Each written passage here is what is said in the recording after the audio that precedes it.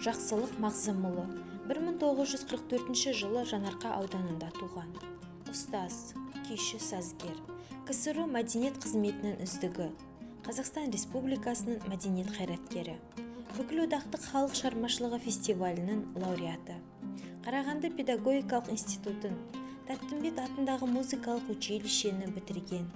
Жас әуен, Сарыарқа, Жанарқа, Арқа сазы атты ән-би және ұлт аспаптар ансамбльдерін ұйымдастырушы. Мектепте мұғалім, аудандық музыка мектебінде оқытушы, аудандық мәдениет үйінің директоры, мәдениет бөлімінің меңгерушісі, номер 12-ші кәсіптік мектепте ұстаз ұйымдастырушы қызметтерін атқарған. Жақсылық Мағзымовтың орындауындағы күйлер 1975 жылы Қазақ радиосының алтын қорына, 1985 жылы Алматы теледидарына жазылып алынған.